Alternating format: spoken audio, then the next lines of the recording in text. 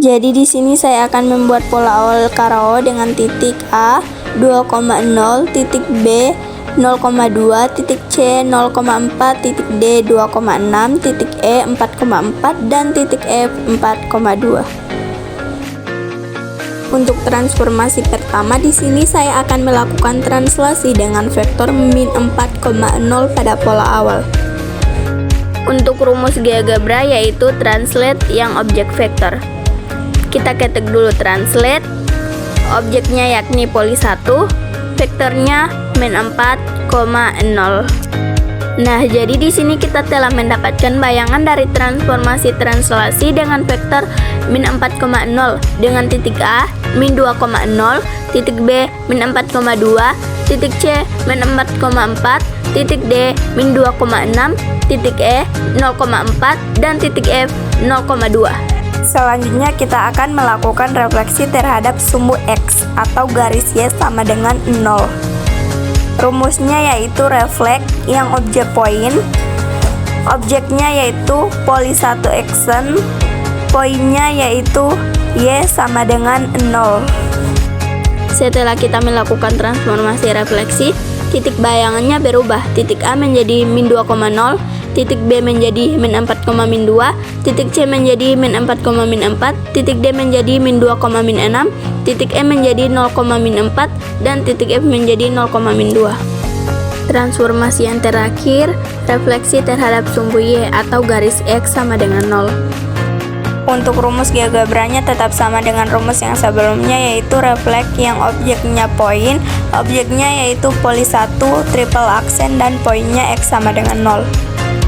Nah, setelah kita melakukan transformasi refleksi terhadap sumbu Y, titik bayangannya berubah menjadi titik A menjadi 2,0, titik B menjadi 4,2, titik C menjadi 4,4, titik D menjadi 2,6, titik E menjadi 0,4, dan titik F menjadi 0,2.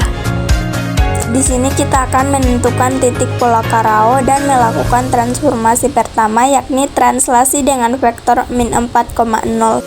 Setelah itu kita akan menentukan matriks translasi untuk mencari titik bayangan pada masing-masing titik awal.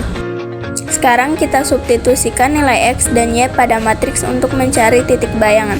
Contohnya pada titik A, translasi membuat titik awal bergeser sebanyak min 4 atau 4 satuan ke kiri, membuat perubahan posisi pada titik A.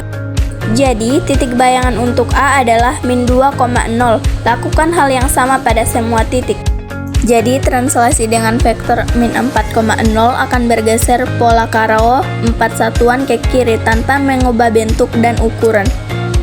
Jadi, hasil dari transformasi 1 yaitu titik A min 2,0, titik B min 4,2, titik C min 4,4, titik D min 2,6, titik E 0,4, dan titik F 0,2. Sekarang kita akan melakukan transformasi kedua, yakni refleksi terhadap sumbu X, Y sama dengan 0. Kita tulis kembali terlebih dahulu titik bayangan yang sudah kita dapatkan sebelumnya. Sekarang kita substitusi kembali nilai X aksen dan Y aksen untuk mendapatkan nilai X double aksen dan Y double aksen atau titik bayangan yang kedua. Setelah itu kita kalikan nilai X aksen dan Y aksen dengan matriks identitas yang ada. Jadi refleksi terhadap garis Y sama dengan 0 mencerminkan pola Karao terhadap sumbu X sehingga posisinya berpindah ke bawah.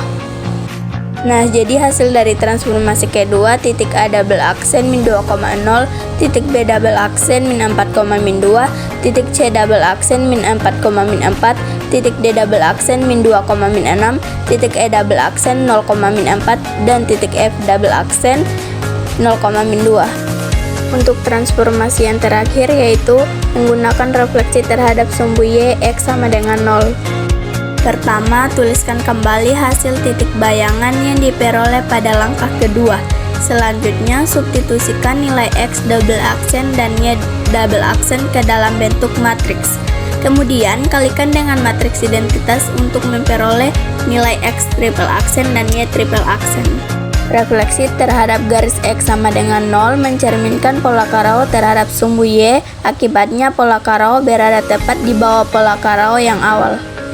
Jadi hasil dari transformasi ketiga yaitu titik A triple aksen sama dengan 2,0, titik B triple aksen sama dengan 4,-2, titik C triple aksen sama dengan 4,-4, titik D triple aksen sama dengan 2,-6, titik E triple aksen sama dengan 0,-4, dan titik F triple aksen sama dengan 0,-2.